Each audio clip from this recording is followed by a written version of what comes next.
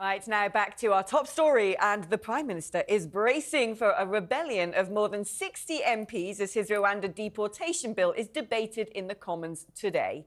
MPs are set to vote on whether to back tougher amendments to the bill, which would appease ministers on the right wing of the party, but risk alienating more centrist members. Last night, Deputy Chairs Lee Anderson and Brendan Clark-Smith turned up the pressure by confirming they would back the rebel amendments. Former Prime Minister Boris Johnson has also picked a side, writing on Twitter last night. You can have a look at it there.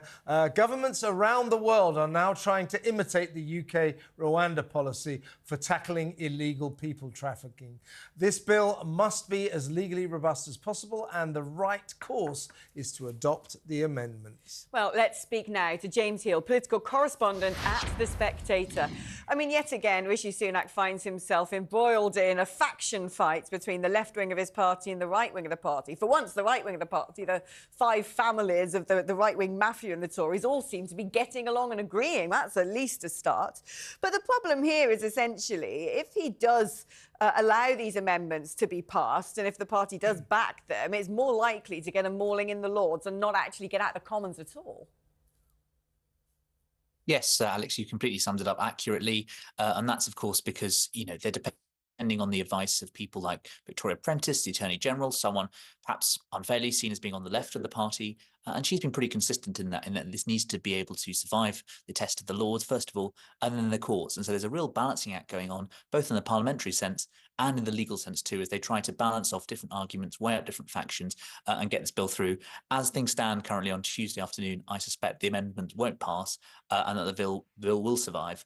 But it's going to be an unsticky few days for the Conservatives and a difficult time for Rishi Sunak, certainly. It certainly is. Stay where we are, James. We're just going to have a look at Robert Jenrick putting his £2 worth in. Take it away, Mr. Jenrick.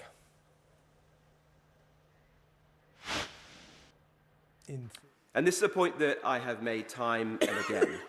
All my experience at the Home Office teaches me that every single illegal migrant coming to this country will try every possible way to avoid being removed. We know that. That's what they do today.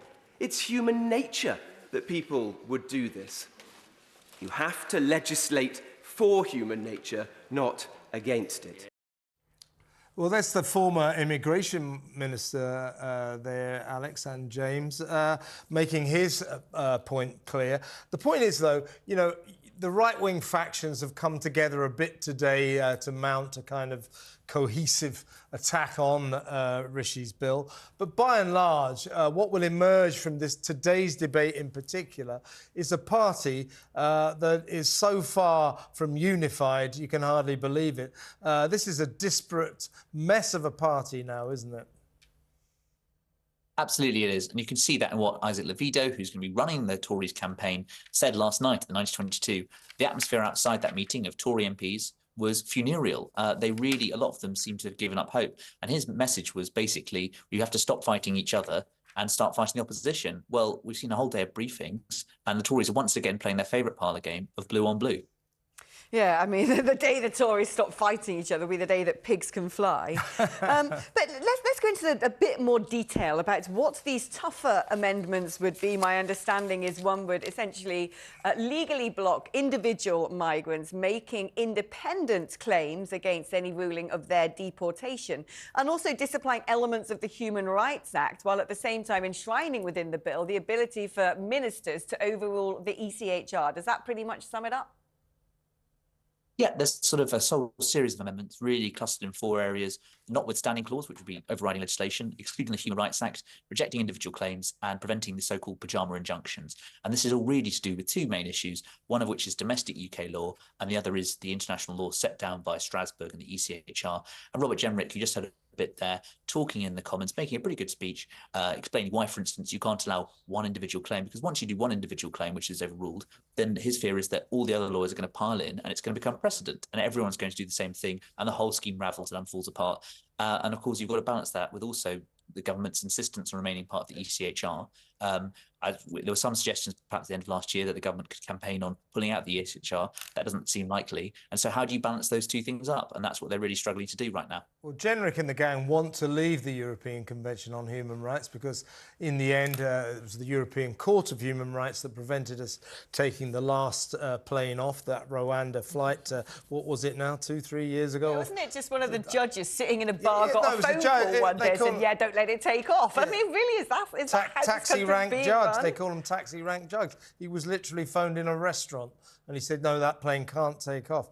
We learned today that the 47 migrants that were on that flight are still here, still in 4-star hotels, getting free food, 45 quid a week. Now, Rishi, though, today, James, is quoted on the front of the Mail saying, well, if the ECHR, the European Court of Human Rights, does block a Rwanda flight, I will overrule it. Well, if he does that, might not the ECHR kick Britain out? There's the potential for that, but I think you've got to remember that all different nation states across Europe right now are trying to jockey and understand how ECHR injunctions work. And obviously there's a big step between kind of challenging the court on one thing and actually pulling out completely. But these are issues around these Section 39, these temporary injunctions. As you were saying, Alex, this all comes back to the very first attempted flight to Rwanda, which was June 2022, when a single judge late at night, last minute, stopped the flight from taking off from London. And that's really what it all comes down to, is that ultimately, until we get to the point where the courts and the Home Office officials think that we're not going to be challenged by the ECHR, they're frankly not going to go ahead with any of this. And this is some of the arguments that Jerrick is making. And I think there's a lot of sympathy with that, even within government. And talking to some MPs today, ministers in Rishi Sunak's own government, a couple of them are saying, you know, it's more hope than expectation. We want these flights to take off, but we're not sure they will. And that's the gamble Tory MPs, when they go to the voting lobbies, are going to be rolling the dice tomorrow. I would suggest the bigger gamble is, even if a flight does take off, no one's going to be on it. Yeah. Well, how many? And of course, you can have up to 300 is the Rwandans, how many they're prepared to take. Is that an effective deterrent or not? Remember, of course, the whole thing about Rwanda isn't to get a plane off the ground. It's to be an effective deterrent. And frankly, you know, you look at the number of small boats arrivals last year, tens of thousands or so. That is what we're going to see more of in the future. And frankly, I don't think there's going to be much use of it being a deterrent, even if you get a couple of planes off the ground. So let's try and sum up Rishi's situation, his predicament, if you like. He is saying to the Tory centrists, the One Nation Tories, who want us to obey international rules, are very keen that, you know, that we are right and proper as a country and all that. So he's saying to them, no, don't worry. I will never leave. Britain will stay in the European Convention of Human Rights. Britain will still listen to the verdicts of the European Court of Human Rights. And then he's turning to Lee Anderson and the gang and say, well, we're going to stay in the club, but if they tell us that we can't take planes off, we're going to tell them to do one. I mean, that is a ridiculous position for a Prime Minister to be in, isn't it? I think it's probably worth comparing, you know, a vocal minority who want to pull out the ACHR, which I still think is a minority position, with perhaps a disinterested majority, which is they are uncertain or unsure about this. And of course, you know, the problem with the ECHR, it's not just about, you know, flights to Strasbourg. It's if you want to revisit that issue, you then might have to revisit things like the Good Friday Agreement, which has the ECHR enshrined into law. So the problem is that you can focus on immigration and argue that immigration should be the Tories' main focus, as some people like Robert Jenrick have been arguing. The danger is that you then have other issues of public policy. And the danger is, in the 5th year of a 5-year parliament, at a 10 to 14 years of Conservative government, do they have the strength of will to get this over the line after the Brexit and COVID wars? And I think there's a great deal of scepticism about that. James Heale from The Spectator, thank you so much. Always a pleasure to talk to you.